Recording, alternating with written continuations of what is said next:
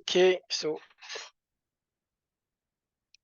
we can start. So welcome everyone to this ACM global panel. So the title of the topic of this panel is Global Diversity Awareness. No, a global perspective on contemporary AI. So first of all, I will introduce myself and the other panel members, and then we will start. So I am Alain Tchana. I'm originate from Cameroon in Africa. So Cameroon is the country of Joel Embiid for those who know basketball, or Francis Ngannou. I'm professor at Grenoble University.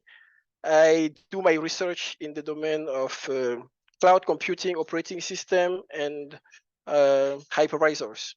So my goal is to reduce resource consumption and improve performance at the same time. So I will moderate this panel.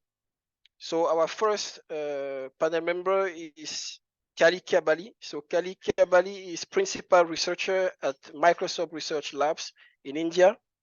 So her work focuses on speech and language technologies, especially on the use of language models for building technology that not only offers more natural human-computer interactions, but includes a diversity of languages and user demographics. So Kalika is recognized in this domain for her contributions. For example, she was named in the inaugural Time 100 AI list, so as one of the 100 most influential people in AI. So thank you, Kalika, to participate to this panel.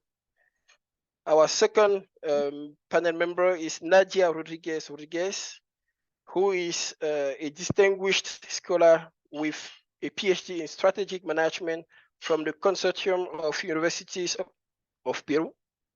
So Nadia holds an MBA from the University of St. Thomas in Houston, Texas, along with a bachelor's degree in systems engineering from the University of Lima in Peru. So our research focuses on the careers of Peruvian women in the field of information technology. Nadia was recently appointed as the Dean of the Faculty of Engineering at the University of Lima, following her tenure as the Director of the Systems Engineering undergraduate program at Universidad de Lima since 2015. So thank you, Nadia, to participate. And our third panel member is Aboubakar Mountapmbeme. So Aboubakar obtained his PhD in computer science and engineering at the University of North Texas in 2022. So his research focuses on understanding and addressing accessibility barriers faced by people with visual impairments on block-based programming environments. And his research interest lies in the area of human-computer interaction, accessibility, software engineering, and machine learning. So after graduating in 2022, Aboubakar joined Amazon as a software engineer. So now we will start with, I have the first one question so for you. So first of all, I want to ask you, within each of your respective fields, have you discovered exciting projects involving AI, and have these new projects offered an improvement to reducing inequity in AI? So feel free to take the flow. Who wants to start? I can take the floor. Well, thank you for the invitation. And to answer this question, I can tell you that in Latin America and also in other countries worldwide, we face a significant gender gap in STEM fields. Part of this challenge, mainly in Latin America, is from the lack of data. So this shortage of information makes it difficult to work on the problem and also find effective solutions. I am part of a 3-year project that is funded by the IDRC from Canada. And the project name is a long name, but it has a short name as well. It's Latin American Open Data for Gender Equality Policies, focusing on leadership in STEM. The short name is ELA. So with ELAS, we're looking to create a platform that has data from factors, initiatives, and we applied a large survey to 3 countries, Brazil, Bolivia, and Peru. And with that, we want to promote the awareness first, that there is few women in STEM, and also evaluate policies that promote that more women are in STEM. This project for now will address descriptive analysis of data, but then in the future, we're looking to introduce techniques of artificial intelligence to recommend policies to the users. Also, we will expand it to other countries in Latin America. And we also want to promote leadership, not only that there are more women in STEM, but also leader women in these fields. Thank you. Okay. Aboubakar, I can Kalika. go next. Oh, yeah. So as I am from the field of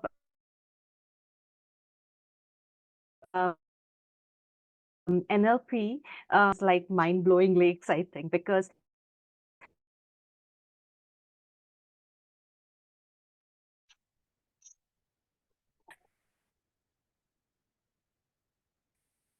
Kalika, can you things, hear me? comes out, even with the, yes, I can. Can you not hear me? Yeah. So, so everything that used to take a very long time can now be done very rapidly. So that itself was very exciting. But, as Nadia mentioned, there is this whole issue of data scarcity amongst a lot of languages in the world. If you speak English, French, and Spanish, you're fine. But if you happen to speak, hundreds and thousands of other languages around the globe, then the current AI is not very good at understanding and responding. So I think for us, the challenge is, firstly, how do we make the current AI much more multilingual, increase its multilingual capacities. And to do that, we have to first understand how well it does in multilingual domains, right? And the problem there is that we do not have a very good way of evaluating these large language models, because the test benches and the data sets that we used earlier are not really very useful for this, for a number of reasons. One is that the LLM might have already consumed that data. Second, it's not exactly testing apples to oranges, so it's a little bit of a problem there. So we are working very hard on, understanding what is the best way to evaluate these models across different languages. And the second thing is that we work a lot on social impact of technology, and we are working on a project called Vellum, where we are creating a sort of a platform-based social impact platform, where you take the generative AI at the bottom layer. It's based on the generative AI, but on top of it, we're creating modules that can be reused. So, for example, there is a multilingual capability there. There is a responsible AI, module there. There is a module that kind of understands, which path to take for a particular language or a particular domain or application. And then on these horizontal layers, you can build vertical, socially impactful applications. And the current one that we are working on is education. It's called Shiksha Bot, and it basically looks at how to help teachers in India create lesson plans more effectively. So those are the exciting things that I'm very much involved in.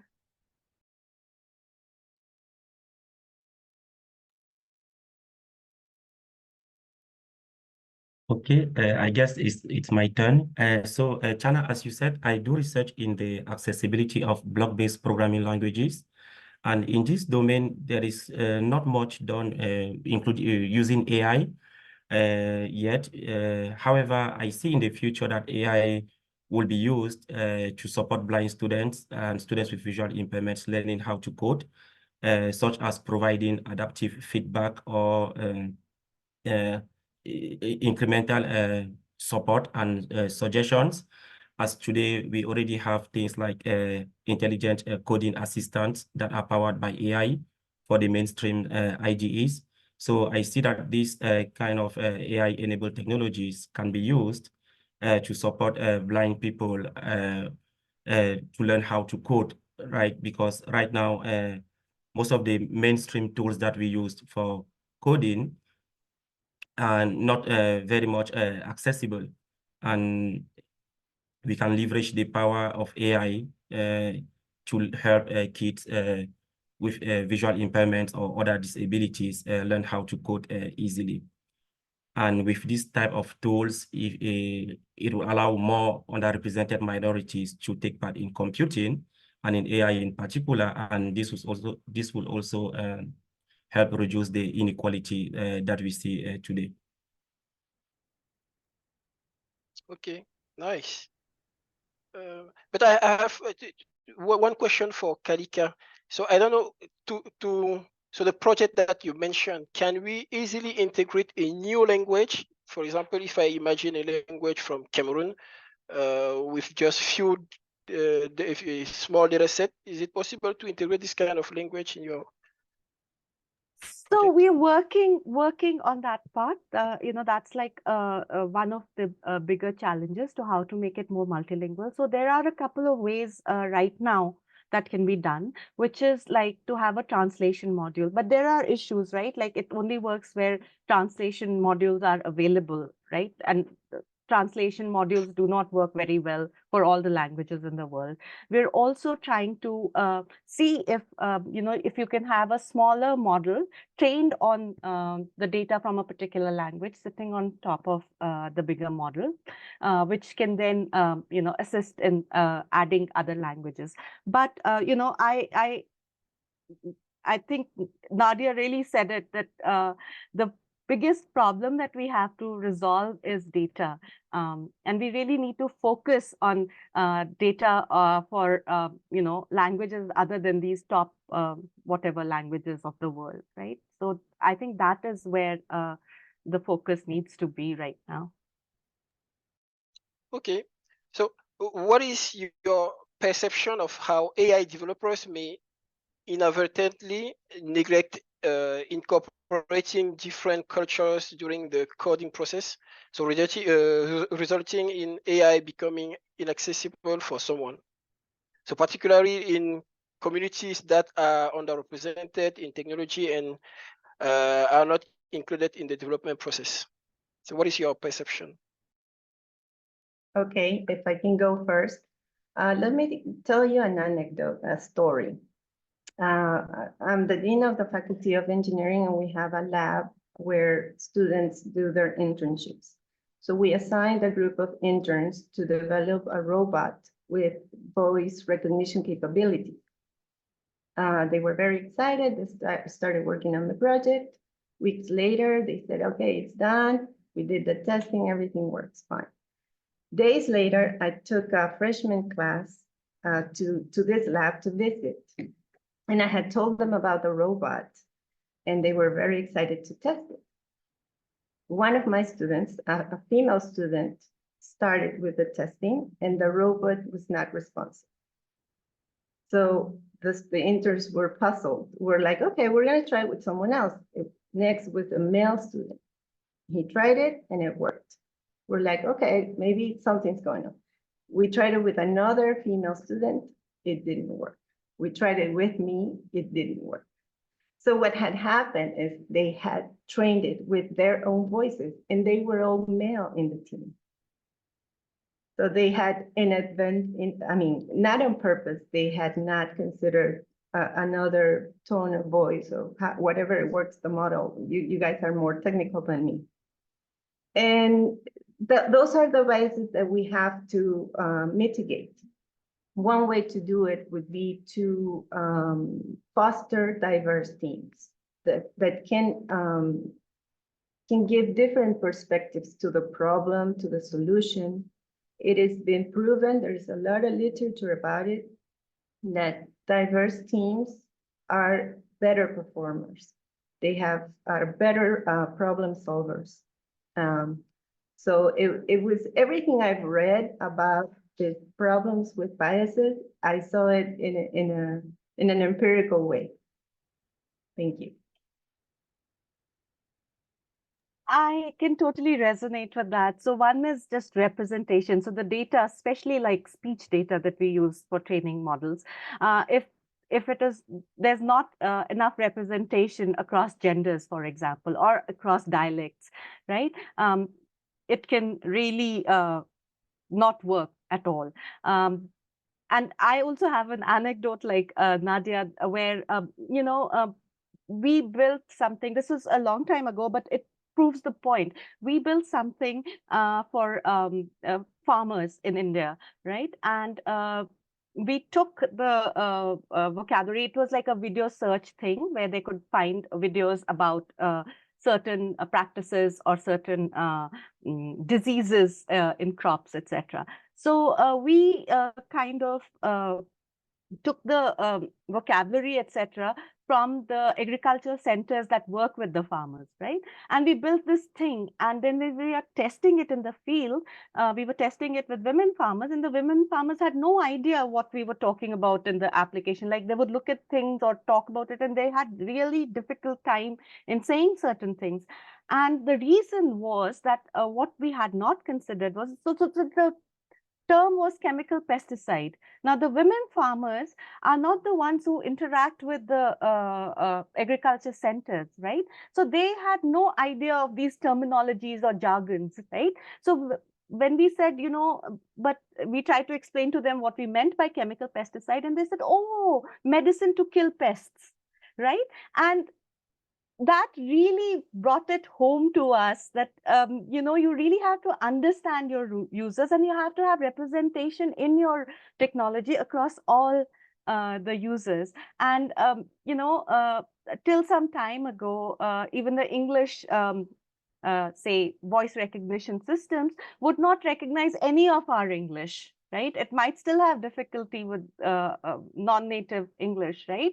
And that's because it's not represented. So when I am trying to talk to a machine or in an application, because my accent is not represented in the data that it's trained on, it is absolutely useless for me. It completely fails, right? So I think we really have to keep in mind, representation of all the users that we are targeting with the technology, and not just like the most common or the most dominant users. Yeah. I think I share the same view and opinions as Nadia and Kalika. So it mostly has to do with the diversity of the team as well as the data representation. So this is very important, and we know that if we neglect including like the different backgrounds and cultures, they will have big consequences such as unintended biases in the product. So it's usually something that maybe sometimes the developers, it's maybe at the time that they're developing the products, they only have that particular set of data, and they go ahead and develop their product, and then we have the consequences that we are seeing. So it's mostly related to the data, as already mentioned. And so if these are not addressed, so especially as we are talking about diversity and including underrepresented communities in AI and computing in general, so it would instead further reduce the participation of underrepresented communities. So it's an important question that we as a community needs to take it into consideration. Okay, good. So from your explanation, so if I summarize, there are two things. So first of all, the diversity in data and diversity in the development team. So my question is, do you think concerning the programmers, do you have this discussion in your respective teams? Is it something that you talk about? Or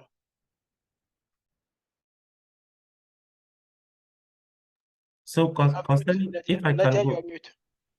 concerning the diversity of programmers, so I think there are a lot of efforts that are being done in order to broaden the participation, right, of underrepresented minorities in computing. And my research area is accessibility, which focuses on bringing accessibility of block-based programming environments, focuses on bringing students with visual impairments or blind students into computing so that they can take part in computing. And if we do this, we will have more and more people with visual impairments that are programmers, and then they can be part of the teams that are working on developing these AI tools. So there are a lot of research efforts going on to broaden participation of underrepresented minorities in computing. Yes, I was on mute, but what I wanted to say is that we do promote and create awareness that there are a few women in IT fields. The students see it themselves in this systems engineering program that has a focus in information technology. Less than 20% of the students are female. So you can go in a class and you can find 0 women or 1 or 2, if you're lucky, 5 out of 40. So the problem is that first, sometimes teams are not mixed with other genders, but sometimes there aren't enough professional women in IT, and that's part of the problem. That's why with this project LS, that's what eventually we want to tackle, to create foster that more women enter into this field, enter and stay into the fields as well. Yeah, so I think India, the problem is a little different because there are a lot of women in STEM. Starting out, if you look at the undergrad level, there are a lot of women who graduate in STEM. But then what happens is that, the socio-cultural norms, the work cultures kind of either move them out of the work force, or they, limit their growth, right? So, one of the most common things that amongst the women that I mentored, the younger women, they will come and say, my parents want me to get married. My parents want me, my family now wants me to have kids. And, how can I focus on my career, having kids? And it is a hard problem because you're not going to tell people don't get married and have kids, right? So I think there has to be much more awareness around the kind of social, cultural blocks that women have to face. I think in all fields, but particularly in STEM, to even if they enter the workforce, to stay and grow there. The other thing that I wanted to talk about was, the way to kind of get, in our team, for example, we do a lot of participatory design, right? So the thing that you can get programmers and technologists to understand how important the diversity of the user base is, to have them interact with the user base. I know it's not practical. I know it's not always practical. I know it's like slightly more resource intensive, but it really pays off, because until and unless we get out of our, ivory towers, that we are technologists, we are somehow neutral, we are building technology, and we don't have with the users on the field, we will not really have enough understanding of the diversity of needs of the users, right? And I believe that any technology development requires all the stakeholders to have some kind of understanding of what they're going after. And that includes the users, that includes the technologists, that includes the government, if the government is involved in it, right? Whoever is involved in the building of that technology has to have some basic understanding of where they're going with this. So I find that extremely useful in my experience. Okay, thank you. So, so how can AI developers collaborate with the global community to break down barriers and make AI technology and chatbots, especially chatbots, more accessible to the global audience, including those with disabilities and language gaps? Do you have some ideas? Yes. I think one way to do this is to implement frameworks that help you ensure that AI applications are usable by people with disabilities, including visual, hearing, motor, cognitive limitations. In Peru, for example, and it's very interesting, your project, Kalika, we have 48 native languages. Some are more population speak some and other less. Most applications that are used by Peruvians, unfortunately, do not consider the diversity of these languages. Therefore, we have unattended people that really can't get informed, for instance. So thankfully, this is something that is changing and at a slow pace, but it's changed. There are two examples of efforts that have been developed that I would like to share. One was developed by the oldest university in Peru, which is the Universidad Nacional Mayor de San Marcos. They have created an avatar called IRIT with AI that presents news in Quechua. Quechua is the most spoken native language in Peru. And also there is another project that produces a real non-fake news content in text and audio and translates it into 3 native languages, Quechua, Aymara, and Ahuajún. So these initiatives are really, really cool to have, and they help preserve the languages, the diversity in the languages, promote cultural heritage, and also include and empower the indigenous people to the use of technology. Thank you. Yeah, I think, the government and the community plays a big role in, connecting people globally. So one of the, grassroots level things that I know of that's working really well in the African continent is Masakhane, which is like people from technologists from Africa getting together and addressing, NLP related problems, AI related problems for the African continent, right? It has representations of from various countries, some more, some less, but something like Masakhane is extremely useful. The other thing is that in India, the government is playing a very big role in trying to bridge these gaps. So there are a lot of initiatives that the government has funded. There's a whole program called AI for Bharat, and their responsibility is basically to create data in India has 22 official languages and 100 other and 100 other recognized languages and thousands of unrecognized languages. So the problem is really big. But, so the government is stepping in and putting in the effort. And there is also this global partnership of AI on AI, GPAI, they call it. So India is currently the president. I think the outgoing president was Japan, and India is currently the president. And there was a summit that was held. And,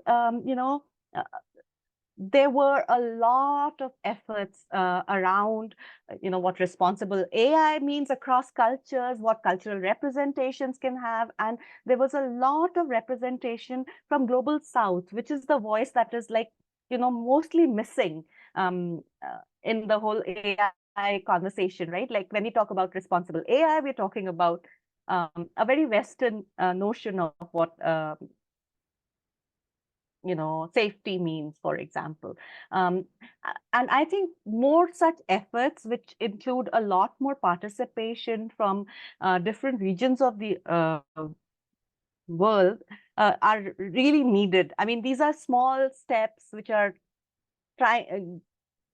getting fruit, a little fruit right now, but we need to really speed up this, like have more networks, more consortia, where people can interact with each other, leverage each other's work, and have funding partners who can fund such work, right? Like I don't know, like government funding or philanthropic funding or other kind of scientific funding to make this happen. So I think that's really needed right now, if we do not want to leave at least half the world behind in this so-called AI.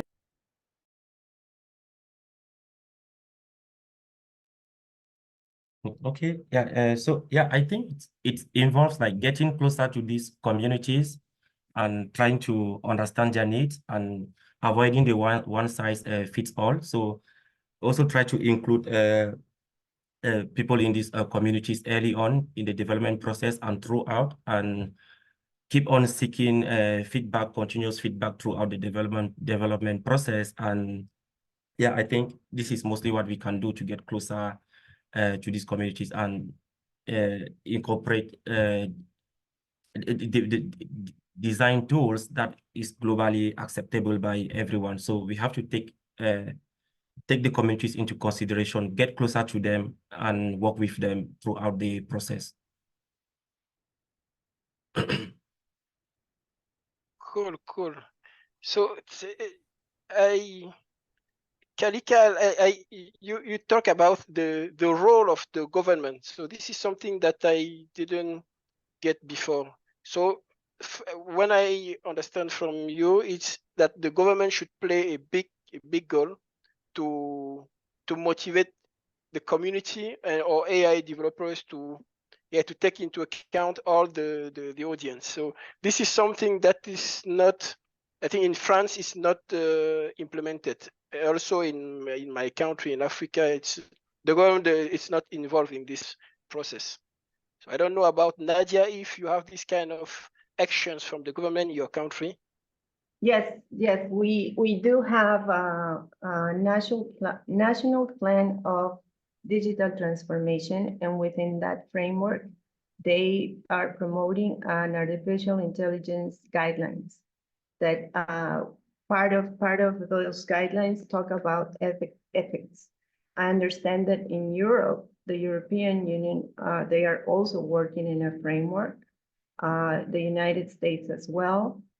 And I think we're jumping on the next question, but it is crucial that governments, industries, academia get together and create a standard framework or differentiated frameworks for different parts of the world to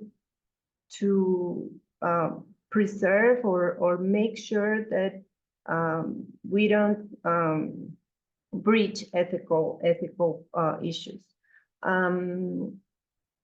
I wanted to say also that there is something called explainable artificial intelligence, where developers have to offer understandable explanations as to how the models arrive to their decisions or predictions to the users. The way users are informed and they can also decide to trust or not the results from the technology.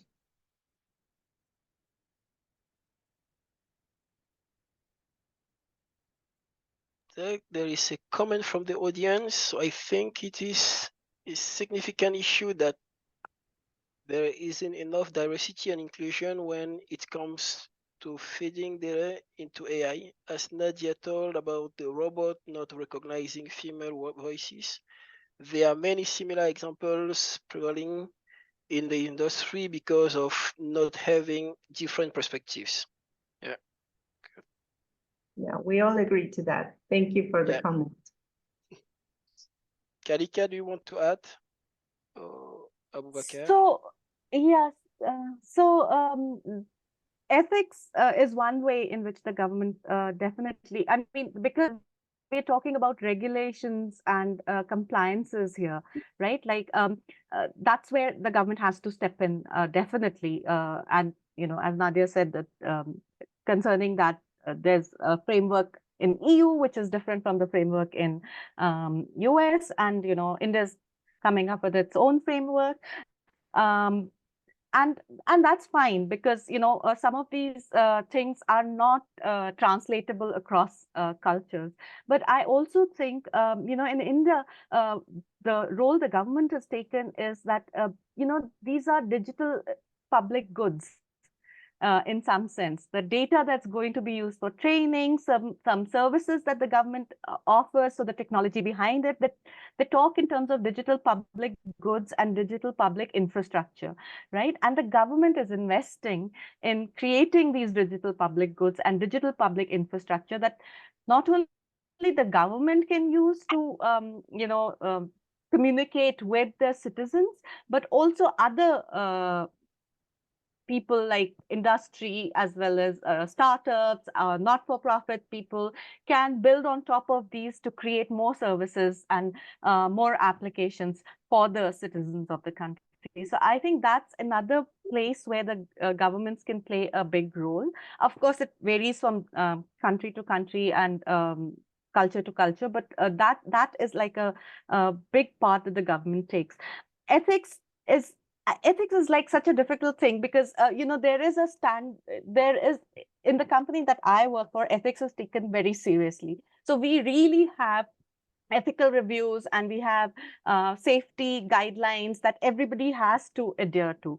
But you know, because there are such cultural differences between the areas in which the technology is used, that's sometimes not enough. And I'll give you like a tiny example, which is not very how do I say it? It's not like harmful in some sense, but it shows the cultural differences. So right now, if I go to ChatGPT and say that, you know, I'm getting married in a week's time, what dress can I get? It will talk to me about a white Christian church wedding dress, right? Which in the Indian context is almost meaningless, right? And in India, there isn't one particular dress that a bride can, it will vary according to regions, right? So I think the ethical backbone right now of the AI that's available to us is what they call weird in the sociology literature, which is Western, educated, I forgot the rest, but basically, you know, it's a very Western swing. So when we talk about ethics, it's really important for us to think about ethics not just in a certain framework, but across different cultures, what is important in different cultures and different regions of the world. Nice example. Aboubakar, do you want to add? No, I don't have anything else to add. I think they summarized it well. Okay. So what are the future predictions you have concerning AI within your fields? So do you believe that future AI developments will mindful when it comes to addressing issues by this? I think that AI will continue growing and penetrating life in general. For example, we will find better ways to streamline everyday tasks, like automating domestic chores, for example. I think there will be a revolution in certain parts of the industry. Healthcare, for instance, will make diagnostics more accurate and probably personalized treatments more accessible. I think in our field, as AI gets more popular, and again with having few diverse teams, we need to work harder to have more girls interested in technology and interested in artificial intelligence. Not only on it's nice to use, but how do I do this? How do I develop this? It is a matter of informing better new generations that they are able to do this. And there's many opportunities in the field of work of technology and STEM in general. Thank you.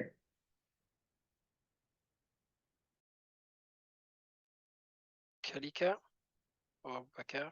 I'm very optimistic. I think there is this huge opportunity to actually bridge the inequitable divide between the haves and have-nots with AI. But there are very big problems that we need to solve before we get there. And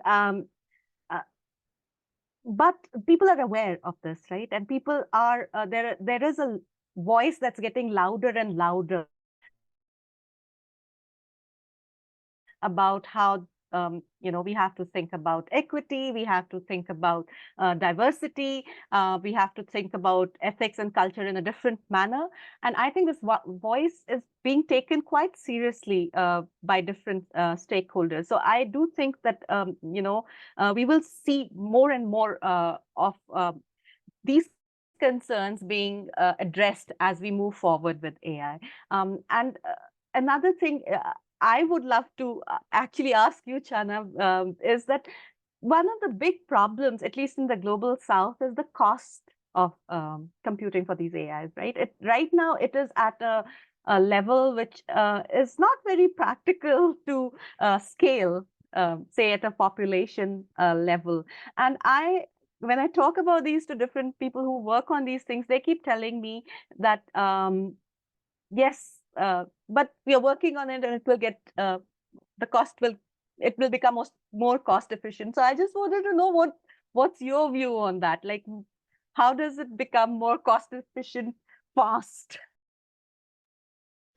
Yeah, it's a difficult question. I know I have some colleagues in Cameroon working on training models, and they have so they want to train a model for a local language, but they don't have money to buy these efficient GPUs. So they use CPUs, and it takes a lot of time to train the model, and we have some electricity outage. And so, yeah, I think that for our countries, we need to think about more different ways to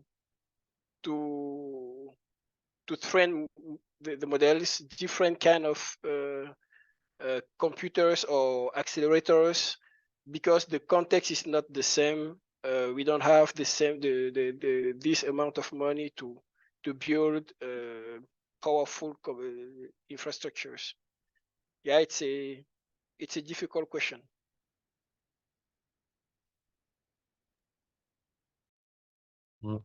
Yeah, for me, yeah, I think there is a lot of opportunity to use AI in accessibility. And as I said earlier, in the domain of accessibility of programming languages, so I see AI being used in the future to provide like intelligent support or design intelligent tutoring systems to help people with disabilities in general easily learn how to code or computer science in general. So we like that in most of the outreach activities that we do to help people with blind people learn how to code. So they usually need a human, they usually need somebody to stand by them to assist them to learn how to code. So if we can have things like intelligent tutors or intelligent coding assistants that would offer this help to them independently, I think that would be very great. So there are a lot of opportunities to use AI. We just have to be mindful of how we use it to eliminate any unintended biases. And the biggest challenge with this will be the data, yeah, as we discussed earlier. So yeah, I see a lot of opportunities there. So there is one question from the live stream. So curious to learn more about how to get the Global South more involved in AI development. So can the panelists give us an example of any progress made in this direction? Yes, I can try to answer this question from the Peruvian side. To get more people involved in AI development, you need more students and more professionals that have studied careers such as computer science, data science, or similar. Of all the students that study this type of careers in Peru, are not very big. So we have to promote these careers not only for women but in general for all genders. That's one thing. What we do to promote these careers, these programs in high schoolers, we do fairs, we do workshops, continually throughout the year. But it is also important to have role models. We haven't talked about that. I know there are big role models. I'm not going to say the names, you all know them. But for a girl in a province in Peru or a boy, that role model is too far. It's too big to reach. We need to find those people that have made it into these fields, that are close to them, that are physically similar to them. There are Peruvians in our case, and visualize them, make them visible, so they can feel that, hey, she did it or he did it, I can do it as well. So we're working on that as well. Again, with this LS project that we're working on in Brazil, Bolivia, and Peru, that's one of our goals as well, to visualize men and women that are important in the field.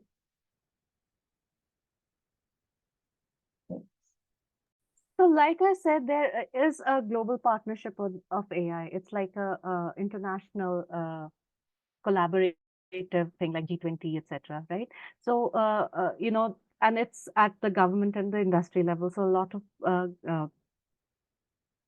governments are involved in it from the global south, and they are discussing programs, etc. And I really do think that for the global south to become as a region more involved in AI development, there have to be policies, there have to be some coordination between the government and the industry to make that happen. And of course, like have more people involved in it. Then there are a few programs like, which fund specific projects within the thing. So, for example, Gates Foundation has specific programs in Africa and in Asia.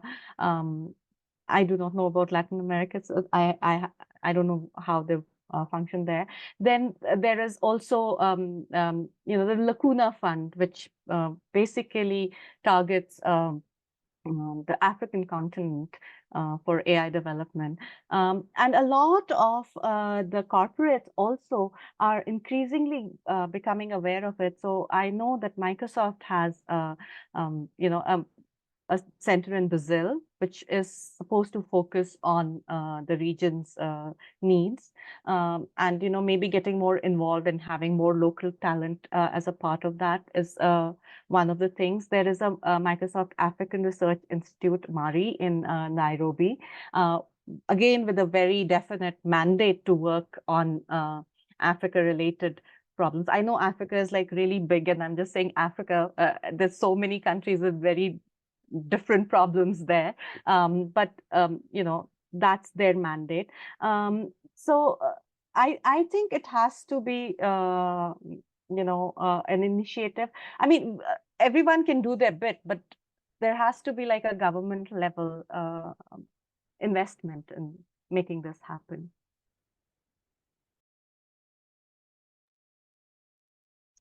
There is another question. So what can the average STEM professional do to help build an inclusive environment within their workplace?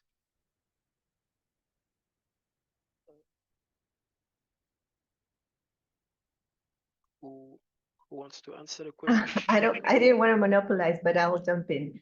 My advice would be, I used to work in the US, and there's many cultural diversity at the workplace there. So I would ask if it's possible to have diversity, more women in the team, people from other countries, different races, have a diverse team. That's what I would do. And if I get heard, great. Because again, the different perspectives from the different backgrounds, from people from different parts of the world, different religions, beliefs, cultures, will only enrich the findings of the problem and then the solution. That is scientifically proven, and this is not just a comment. Thank you.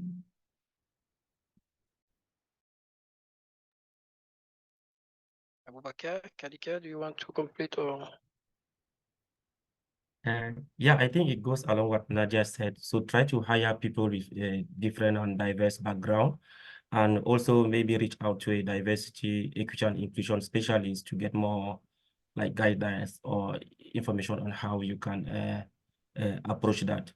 But starting with hiring people with diverse background should be a good start. And also making sure that you not just hire. So I think there is this difference between inclusion and belonging. So inclusion is when you're, included in the party, and belonging is when everybody dances with you. So not just, having, hiring is is the first thing that you need to do, of course, but also making sure that you create a work culture where everyone feels that they're heard, right? It's not okay to hire a lot of women and then, just have the men dominate the work or the meetings, right? So to make sure that everyone has a voice and everyone brings, and ensure that everyone brings something to the table, right? So I think that's really necessary. There is another question. So how would you address the general people's fear towards AI, who are worried about the ethical issues that it proposes? Is there a way for people not involved in the tech industry to be optimistic of AI?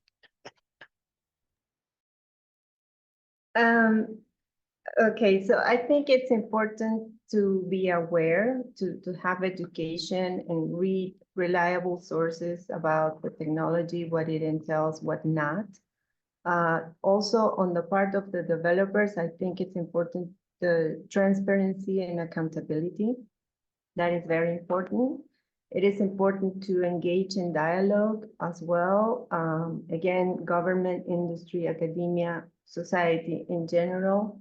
The empowerment of users as well. When the products are put into production, the owners of the products need to ensure that users know what they're getting. And also, as we improve with these frameworks of the ethical aspect of the development, this will get better in time. Thank you.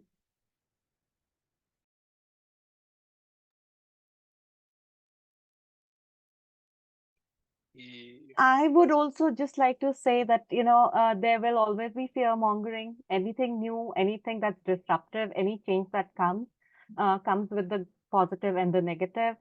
Electricity killed Benjamin Franklin, but, we wouldn't be here talking to each other if somebody did not harness that power for good. So I think definitely more education on what is possible, what is not possible, and pushing on, like Nadia said, pushing on the ethics side of things to minimize harm. Everything is harmful, but to minimize it is like the responsibility of the people who build it, right? So pushing on that. Aboubakar? Yeah, so I would say, yeah, similarly, like educating the people, and I will also add that the government also needs to play the role of regulating the sector, because if the people have trust in the government in what they are doing to regulate the sector, then I think it will reduce their fear. So governments also have to come forward and try to put policies in place that are intended to protect the people.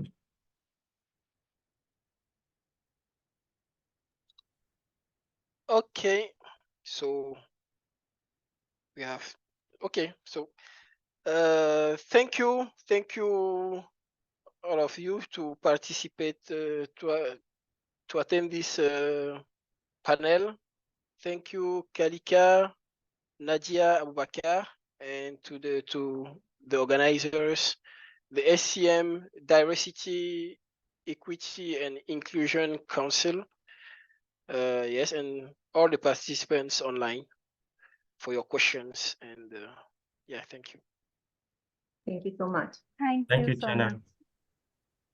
So see you.